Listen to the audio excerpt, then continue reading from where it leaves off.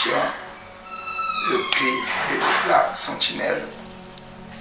Et salut à lui, le couple apostolique. Auto comme le Namandako, dans le but Yakopamola Bino. Et avant Yakobanda, notre tranche. Émission toujours dans le Cri de la Sentinelle qui a retenti pour vous. Nous allons écouter et votre âme vivra. Nous allons d'abord bénir le Seigneur. Nous allons bénissons le Seigneur.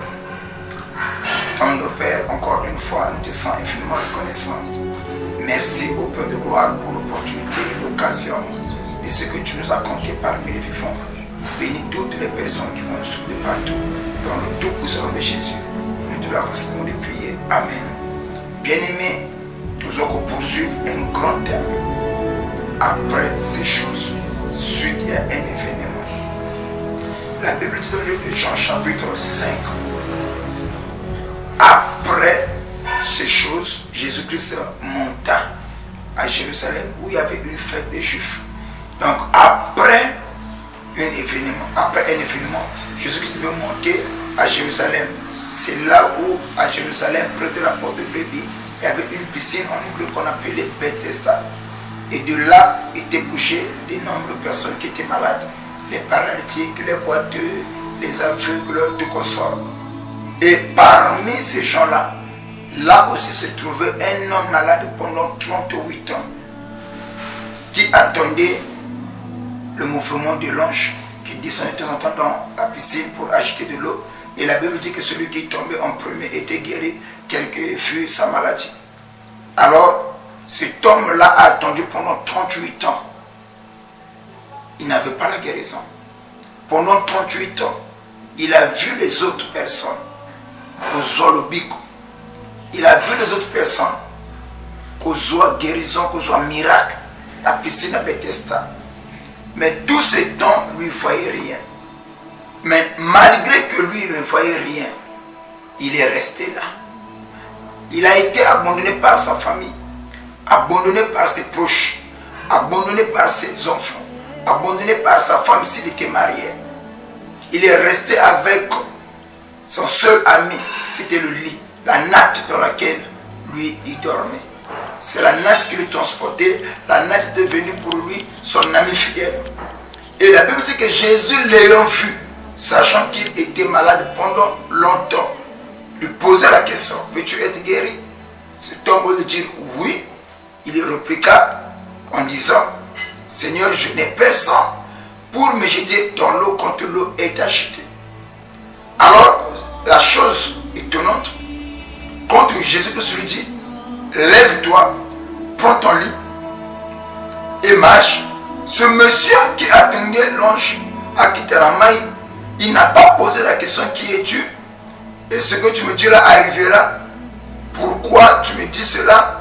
Est-ce que tu penses que je peux être guéri comme ça de telle manière? Non, le monsieur n'a pas posé de questions. Il a cru automatiquement à la parole de Jésus. Et la Bible dit, il se met debout, il se mit debout et il prit son hâte, son ami fidèle, et il marcha. Alors, si cet homme qui ne connaissait pas Jésus, parce que si tu lis ce passage-là, Jean chapitre 5, en bas, tu vas remarquer quand tu se retrouves dans le temple, on nous dit qui t'a guéri. Il dit que celui qui m'a guéri, je ne le connaissais pas, je ne savais pas d'où il venait, d'où il était. Il m'a dit seulement, prends ton lit, lève-toi et marche. Mais ce monsieur a trouvé la guérison. Maintenant, toi qui connais Jésus, on t'a enseigné la parole de Dieu. Tu penses qu'avec la connaissance que tu as, tu peux échouer dans la vie? Non. Ce monsieur a trouvé la guérison parce qu'il a fait confiance à la parole de Jésus-Christ, à un inconnu, s'il faut le dire. Jésus-Christ était un inconnu à ses yeux. Dès que Jésus-Christ a parlé, il crut. Dès qu'il a cru, le miracle s'est produit. Maintenant, comment tu peux échouer? Je crois de tout mon cœur, toi tu n'échoueras pas. Tu es de la race de vainqueurs. Tu es né pour vaincre. Alors que la main de l'Éternel est saisie par Israël. S'il y avait des limites qu'on t'avait imposées, que ces limites-là tombent au nom puissant de Jésus. Si on avait dit que toi tu ne réussiras pas cet après-midi, peu importe l'heure à laquelle tu le suis, je libère l'onction prophétique sur toi. Tu réussiras. Là où les autres ont échoué, toi tu n'échoueras pas. Reçois la grâce, reçois la bénédiction et reçois la faveur divine. Que le fait que tu écoutes ces choses Ne regarde pas l'homme, mais vois Dieu. Si tu peux voir Dieu dans l'homme, je crois que ton problème trouvera certainement la solution. Alors, nous allons incliner nos têtes. Toi qui m'écoutes, tu sais que tu es malade. Toi qui m'écoutes, tu sais que tu as un problème.